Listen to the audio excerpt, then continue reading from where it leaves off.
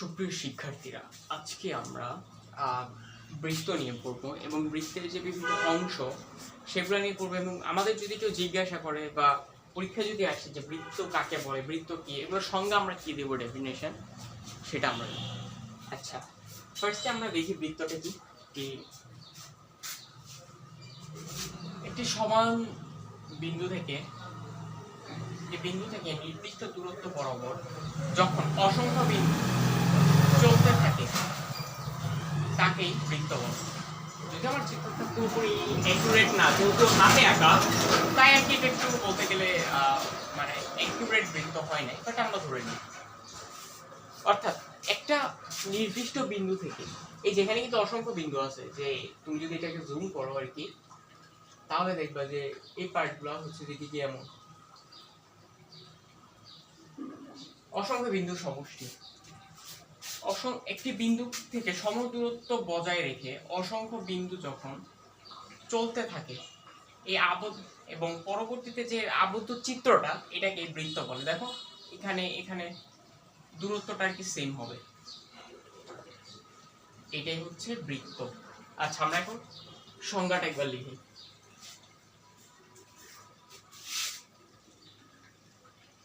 একটি বিন্দু থেকে সমদূরত্ব বজায় রেখে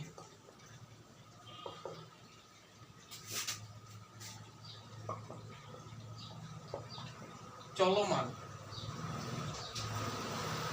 অসংখ্য বিন্দুকে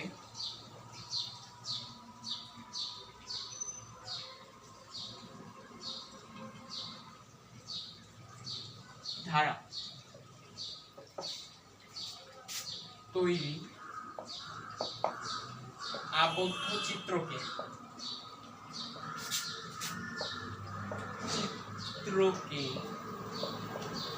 বৃত্ত বলে।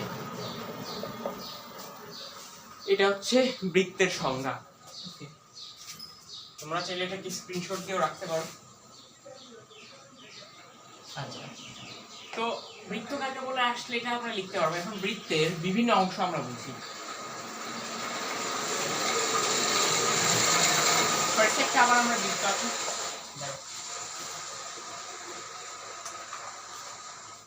ফার্স্ট একটা আমরা বৃত্ত আছে।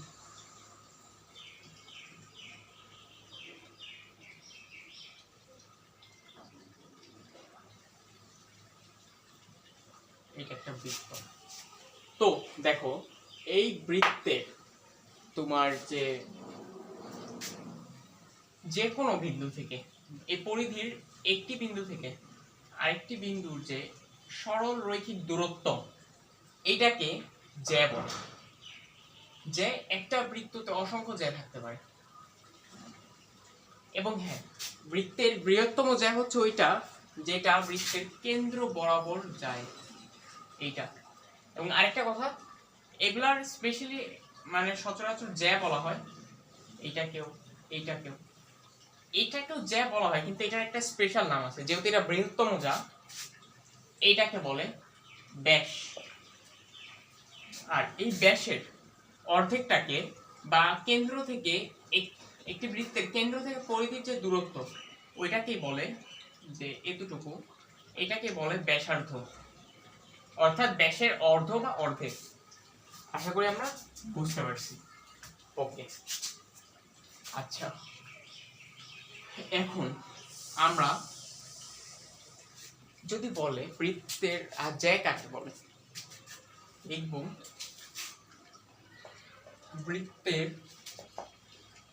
পরিধির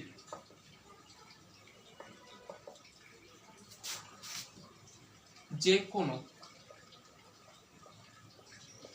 দুটি বিন্দুর সরল রৈখিক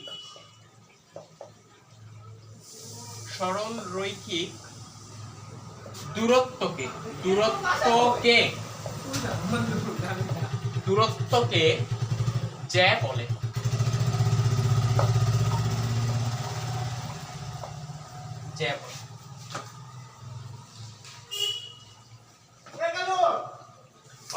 বৃত্তের পরিধি যে কোনো দুটি বিন্দু সরলরেখার দূরত্বটাকে হচ্ছে জ্যা, আর ব্যাস কি লিখবা, আর একটা বৃত্তের যে কি বলে এটা, একটি বৃত্তের বৃহত্তম জ্যাই হলো ব্যাস, আর ব্যাসার্ধ কি, ব্যাসের অংশ। আশা করি বুঝতে পারছি। আচ্ছা, এখন আমরা বুঝি চাপটাকে, বৃত্ত চাপ। একটা বৃত্তের পরিধির সামান্য একটা টুকরাকেই চাপ বলে। এই যে এতটুকু একটা চাপ বলতে পারে, এই অংশটা। আচ্ছা, এইটা একটা চাপ, এইটাও কিন্তু একটা চাপ। ছোট চাপটাকে বলে উপচাপ, আর বড় চাপকে বলে অধিচাপ। আচ্ছা, চাপের সংজ্ঞাটা আমরা কি লিখব? বৃত্তের পরিধির একটি অংশ, বৃত্তের পরিধির ক্ষুদ্র একটি অংশকে চাপ বলে, বা বৃত্তের পরিধির অংশকে চাপ বলে আমরা লিখতে পারি। যদি চাপটা ছোট হয় তাহলে উপচাপ, বড় হইলে অধিচাপ। আচ্ছা, তো আজকের ক্লাস এতটুকুই। সকলকে ধন্যবাদ জানিয়ে এখানে আমি আমার ক্লাস